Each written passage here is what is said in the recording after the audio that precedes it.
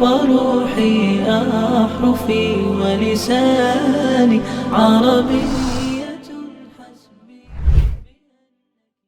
الحمد لله المتفضل علينا بالنعم الدائمة ظاهرة وباطنة، حمد من يعلم أن مولاه الكريم يحب الحمد فله الحمد على كل حال.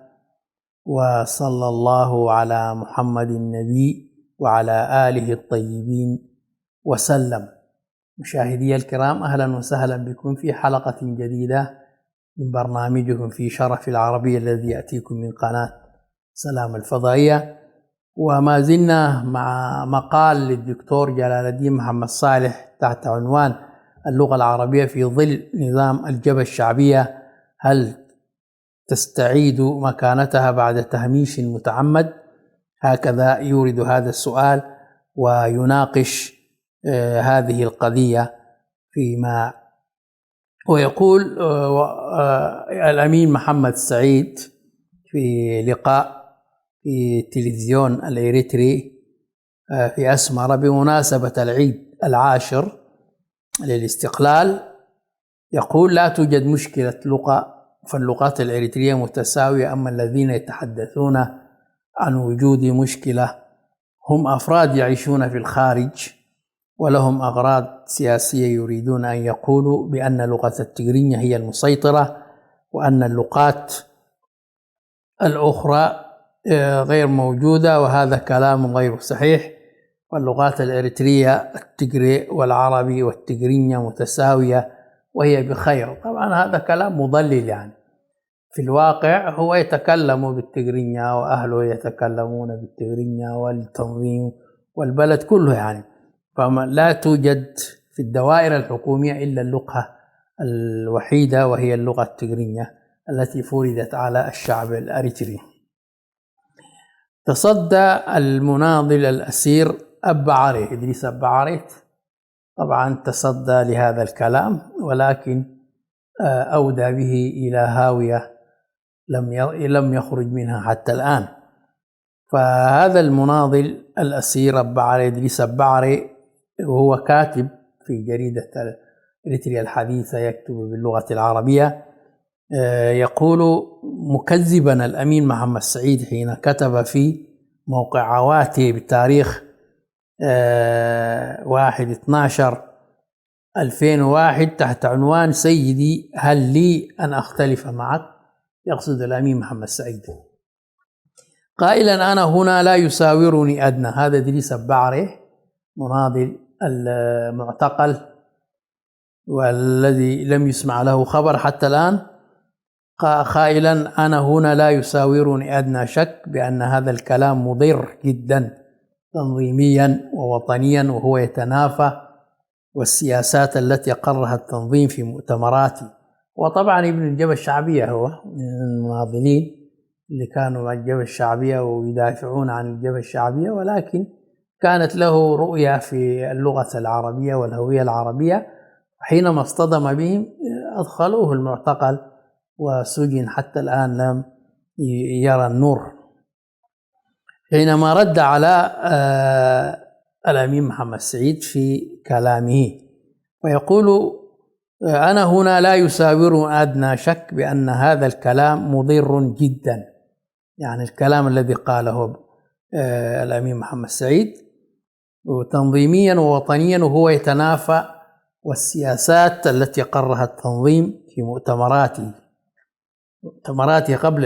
قبل التحرير أقرها أن تكون اللغة العربية هي اللغة الرسمية، ولكن حينما امتلك الأرض وحرر البلاد تنكر لهذه السياسات، فضلا عن أنه لا يعكس ما هو على الأرض.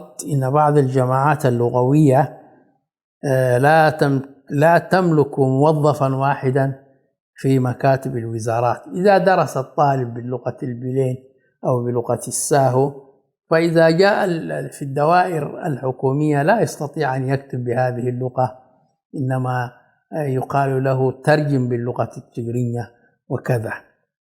فإذا فرضت هذه اللغة التجرينية، وهي كما ذكرنا ليست لها لنا معها عداوة، لأنه هي لغة عربية أصلا، وإنما زج بها هكذا لأنها تعد من مظاهر الإسلام وكذا، والعروبة والحبشة وهذه المصطلحات العربية.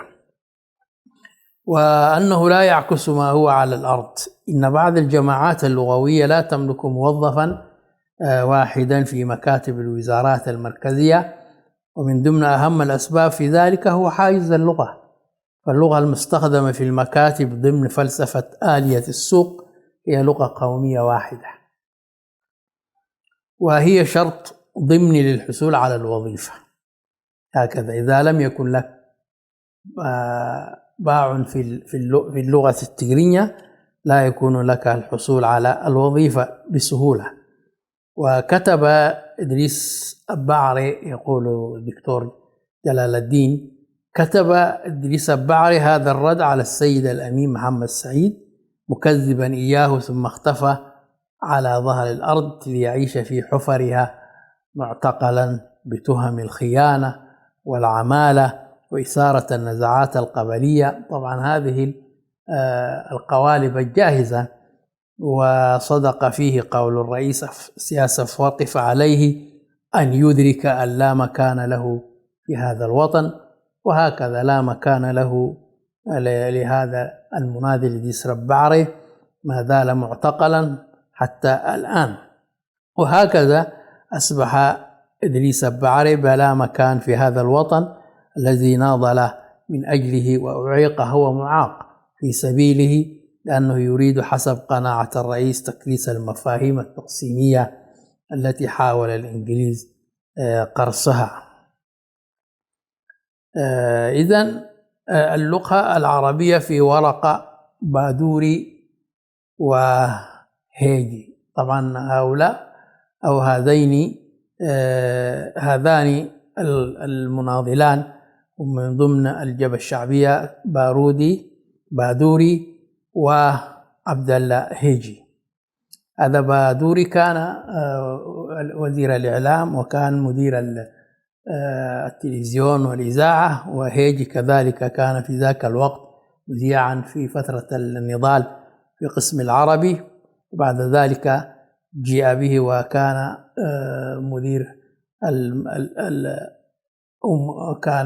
مدير القناة الفضائية، وبعد ذلك توج إلى أن يكون سفيرا في باكستان، واختلف معه وهو كذلك ناله العقاب حتى الآن معتقلا. والآن وفي تطور لافت للأنظار ومفاجئ عقدت، هذا الدكتور جلال الدين يقول هكذا، والآن وفي تطور لافت للأنظار ومفاجئ عقدت وزارة التعليم الإريترية من لغاية 10 إبريل عام 2010 ندوة حول أهمية ومكانة ودور اللغة العربية في أريتريا. قدمت خلالها عدد من الأوراق لهذه الندوة، من ضمنها كانت ورقة تاريخية اللغة العربية للأستاذ محمد سعيد ناود، وكذلك كانت أوراق من ضمنها ورقة بادوري وورقة هيجي. فقدمت خلالها عدد من الأوراق والأبحاث التاريخية، وذلك بحضور كبار المسؤولين في الدولة وفي الجبهة الشعبية للديمقراطية والعدالة. طبعا هذا الاسم تغير بعد الاستقلال من الجبهة الشعبية لتحرير إريتريا، غير إلى الجبهة الشعبية للديمقراطية والعدالة، حيث لا ديمقراطية ولا عدالة. وعدد من الكتاب والمفكرين وممثلين للأقاليم الإريترية 6 حضروا هذه الندوة. ولقد قدم، يقول الدكتور جلال الدين، ولقد قدم السفير عبد هيجي ورقة بعنوان اللغة العربية في إريتريا ماضيا وحاضرا ومستقبلا. وحسب إفادة موقع القرن الإفريقي المناصر للنظام، كانت الورقة محط نقاش ومداخلات وإشادة من قبل الحضور. حشد السفير هيجي ما استطاع حشده من دلائل تبرهن على الوجود الثقافي والتاريخي للغة العربية في إريتريا، موثقا ذلك بالعودة إلى المراجع التاريخية. كذلك قدم السفير أحمد، طبعا سفير في الأمم المتحدة كان أحمد طاهر بادوري، وورقة بعنوان أهمية اللغة العربية كلغة تواصل في منطقتنا، وهو من اليمن أصلا بادوري، أحمد طاهر بادوري. ويقول تناول فيها ضمن ما تناول دخول اللغة العربية إريتريا وتطور استخدام اللغة العربية في بلادنا، ثم تطرق إلى عالمية اللغة العربية. عقب ذلك تحدث عن تصحيح جوانب القصور، وخاتما ورقته هذه بالحديث عن متطلبات تدريسها. أيا كانت الدوافع الكامنة، يقول الدكتور جلال الدين محمد صالح، أيا كانت الدوافع الكامنة من وراء هذه الالتفاتة إلى اللغة العربية في هذه اللحظة الحرجة من توتر علاقات إريتريا بمن حولها من دول الجوار وعزلتها الإقليمية والدولية المتزايدة وسوء سمعتها في مجال حقوق الإنسان والحريات العامة، وبغض الطرف أيضا عما إذا كانت التفاتة صادقة نبعت من إرادة صادقة في مراجعة ما كان سائدا، ومن غير الخوض أيضا في الجدل. مشاهدي الكرام، إلى فاصل قصير ثم نعود إليكم. عربية قلبي وروحي أحرفي ولساني، عربية حسبي، عربية قلبي وروحي أحرفي ولساني، عربية حسبي. أهلا وسهلا ومرحبا بكم بعد فاصل قصير مشاهدي الكرام، ونواصل ما انقطع عن حديث مع الدكتور جلال الدين محمد صالح عن اللغة العربية في عهد الجبهة الشعبية بين التهميش. ويقول في هذا المقال، وهو يتحدث عن الندوة التي عقدت وطرحت فيها بعض الورقات، من ضمنها ورقتي الأستاذ محمد طاهر بادوري والأستاذ عبد هيجي، كانت عن اللغة العربية. فيقول ومن غير الخوض أيضا في الجدل حول متانة وقوة ما اشتملت عليه ورقتا السفيرين من حجج ومسوقات تجعل منهما أفضل وأجود ما يمكن أن يقدم بالارتقاء بالأطراف المتشككة في جدوى اللغة العربية في إريتريا والرافضة لشرعية وجودها الثقافي، فإن العمل في ذاته جهد يستحق الشكر. يقول هكذا دكتور جلال الدين. وإن في إشادة الحضور بالورقتين معا أو بإحداهما دليلا على كسب إعجاب المستمعين. يعني كان إعجاب وكان شادة الحضور بهاتين الورقتين التي قدمت في الندوة التي عقدت في أسمرة عام 2010.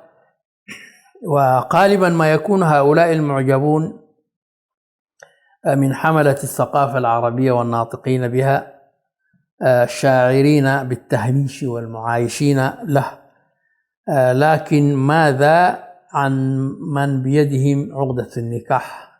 هكذا يعني الإداء يقصد الرئاسة، يعني هذا كلام طيب وأشيد به وهكذا، ولكن الأمر لمن بيده عقدة النكاح. الذين يربطون ويحلون من قيادات التجرينية في الجبهة الشعبية الممسكين بتلابيب الحزب والحكومة معا، الذين نظروا من قبل لتهميش اللغة العربية وتعمدوا إزاحتها والتضييق عليها بوسائلهم الخاصة بما فيما قبل الاستقلال وما بعد الاستقلال، وفي مقدمتهم سيادة الرئيس آسف أفورقي. هكذا يقول الدكتور جلال محمد الدين صالح في مقاله الذي نشره في التواصل الاجتماعي. هل هم معجبون أيضا بما قيل في الورقتين؟ يقصد الكبراء يعني. وهل هم متهيئون نفسيا للإقرار بالحق الدستوري للغة العربية أم ما زالوا على تنظيراتهم ولم يتغير فيهم شيء؟ هل لهذه الالتفاتة على أثر على الدستور، يعني بعد ما قدمت هذه الورقة وأشيد بها، هل لها أثر في الدستور؟ وما طبيعة هذا الأثر؟ وما أبعادها في مجال الحريات الفكرية والسياسية؟ إذ لا يمكن أن نتصور ازدهار لغة ما وتطورها في مناخ مغلق تنعدم فيه حرية الصحافة والكتابة والإبداع الفني والفكري. لا أدري لماذا لم يتطرق السفيران إلى هذه الناحية في ورقتيهما، وبالذات عند الحديث السيد بادوري عن جوانب القصور ومتطلبات التدريس. إذن هو الدكتور جلال الدين يناقش هذه القضية التي طرحت في ندوة أعدت من قبل وزارة التعليم في أسمرة، ويناقش قضية الورقتين اللتين قدمتا من قبل السفير محمد طاهر بادوري والسفير عبد هيجي. كما ذكرنا عبد هيجي الآن في غياهب السجون، لا يسمع له حس، أسأل الله أن يفكه. هذه هي العقدة الكبيرة وهذه هي المشكلة الأساسية، يقول الدكتور جلال الدين محمد صالح، وفي حلها فقط يكمن الحل. أن هذا الكلام الذي قيل في الورقتين هل سيطبق في الدستور أم ستكون هنالك مجرد إنشاء وورق قيل وبعد ذلك يوضع في الرف، وليس في مجرد إعجاب المهمشين بما تضمنته ورقة السفيرين هيجي وبادوري، وكل ما سرداه قيل من قبلهما وسيقال من بعدهما، وما أتي بما لم يأتي به الأوائل، إنما قيل ما قيل قبلهم. ويكاد يكون قناعة 50% من المجتمع الإريتري، ولكن ما جدوى قناعة يبطش بها السلطان من لا قناعة له بشرعية اللغة العربية. يقول الدكتور جلال الدين: أنا هنا لا أقلل من نضالات السفيرين هيجي وبادوري، هم من قيادة الجبهة الشعبية في الميدان، وكذلك من كوادر الحكومة الإريترية بعد التحرير. فيقول دكتور جلال الدين محمد صالح: أنا هنا لا أقلل من نضالات السفيرين هيجي وبادوري ومن على شاكلتهما الذين يؤسفهم واقع التهميش الذي يعيشون فيه ثقافيا على الأقل، ويهمهم رفع الضيم عن اللغة العربية، ولكني أتحدث عن الواقع الماثل أمامي كما أراه ويراه غيري، وكما وثقته بالأرقام وثيقة المفتي. إني أشكك فقط في قدرتهما السلطانية، يقصد البادوري وهيجي. إني أشكك فقط في قدرتهما السلطانية على تنفيذ قناعتهما هذه من غير قناعة من بيده عقدة النكاح. الرئيس الصفارقي وحده الذي قال يوما كما هو منشور في صحيفة أريتريا الحديثة العدد المذكور أعلاه، وهو يبين موقف حزبه وحكومته من اللغة العربية: سياساتنا ثابتة ولا مجال للمساومة فيها، وأن التراجع عنها بأي حال من الأحوال، أو التراجع عنها بحال من الأحوال، بأي حال من الأحوال سياستنا ثابتة، هكذا يقول. إلى أي حد قبل الرئيس يا ترى بالمساومة فيما وصفه بالسياسات الثابتة في مسألة اللغة؟ وإلى أي قدر يمكن أن يتراجع الرئيس عن ثوابته هذه؟ ربما قيل لولا تراجع وليون صاحب الشأن وولي الأمر ما كانت الندوة التي عقدت. يعني لو ما هناك ليونة وتراجع من صاحب الشأن وهو رئيس البلاد لما عقدت الندوة، ولا كانت ورقة السفيرين هيجي وبادوري التي ألقيت، وهذا حق لا أماري فيه. ولكن السؤال يبقى قائما: ماذا بعد الورقتين؟ هل هو تحول جزئي لا يتجاوز النطاق التعليمي في مستويات ما قبل الجامعة، أم أنه أوسع من ذلك بكثير يشمل أيضا الإطار الوظيفي؟ ذلك ما ستبينه لنا الأيام القادمة، لا نستعجل. هكذا يقول الدكتور جلال الدين محمد صالح. ويقول أيضا: وأيا ما كان المنتظر من قابل أيامنا فإن هذه الخطوة هي في نظري خطوة تقدمية من الجبهة الشعبية نفسها تستحق عليها الإشادة. كون تعقد هذه الندوة وتقدم هذه الورقات عن اللغة العربية ودورها في المجتمع الإريتري، هذه خطوة تقدمية من النظام وتستحق عليها الإشادة، وموقف نبيل كذلك وغيور من السفيرين هيجي وبادوري يستحق أن يسجل لهما تاريخيا، إلا أني أرجو أن لا يكون كل ذلك مجرد جعجعة ليس من ورائها طحين. ويرفض كثير من الأريتريين مقولة سياسة أفورقي في صحيفة إريتريا الحديثة العدد الخامس عام 1995 من أن اللغتين العربية والتجرينية تم استخدامهما في إريتريا إبان الانتداب البريطاني الذي استهدف من وراء ذلك شق المجتمع الإريتري إلى كتلتين. هذا الكلام استهجن من قبل المثقفين الإريتريين، كذلك من المثقفين المسيحيين استهجن، لأن هذا التاريخ وهذا الدستور أقرت به اللغة العربية كلغة رسمية في إريتريا في الأربعينيات. يقول: إلى منخفضات ومرتفعات ومسلمين ومسيحيين وإلى عرب وتجرينيا. هذا كلام سياسة فرقي في مقابلته.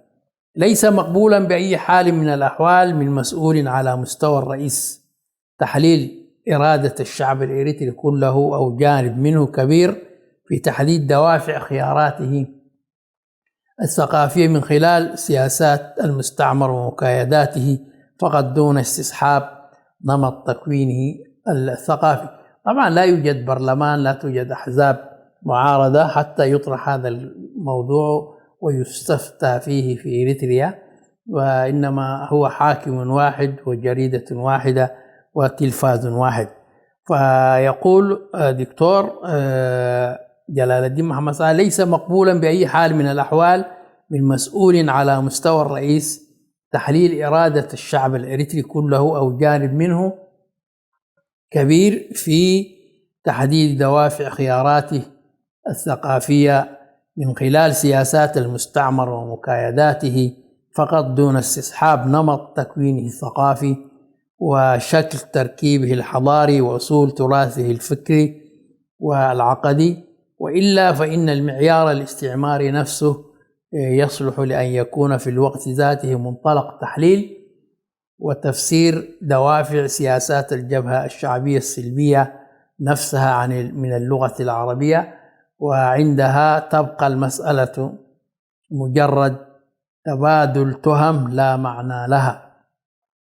من هنا يقول الدكتور جلال الدين محمد صالح في مقاله هذا: من هنا يخطئ الرئيس الصفورقي خطأ فادحا في تاريخه النضالي، حيث يتخذ قرار تهميش اللغة العربية بناء على تحليله هذا، وحين لا يعير أدنى اهتمام لتساؤلات الشعب الإريتري حول دواعي وأسباب تهميش اللغة العربية بحجة أنها تساؤلات كما يقول الرئيس ناجمة عن تراكم. أفورقي يقول هكذا في لقائه: هي تساؤلات ناجمة عن تراكم المفاهيم السياسية الندية التي عمل الإنجليز على تكريسها منذ 50 سنة. إذن الملاحظ في الرئيس السياسي أفورقي أنه يجابه تساؤلات الشعب عن اللغة العربية بنبرة غاضبة ونفس ثائرة ومتوترة. هذا كلام الدكتور جلال الدين محمد صالح. هي إلى الزجر والاستفزاز أقرب منها إلى الحوار. وفي حين أنه يحيل أمر إثارتها تارة إلى التأثر بسياسات الإنجليز التفتيتية وتارة إلى عوامل اللجوء وتأثر شعبنا على حد تعبيره بثقافات أخرى، نراه عندما يتحدث عن دوافع استخدام نظامه للغة العربية في جوانب محدودة من نشاطاته يقول: نحن ندرك من هم جيراننا وندرك الروابط الثقافية والتاريخية التي تربطنا بهم، ومن أجل ذلك نتبنى هذه السياسات وظللنا نعتمد اللغتين في معظم الأوقات. مشاهدي الكرام، إلى حلقة جديدة بإذن الله نلقاكم. استودعكم الله. السلام عليكم ورحمة الله وبركاته. عربية حسبي بأنك منطقي وبياني، عربية قلبي وروحي أحرفي ولساني، عربي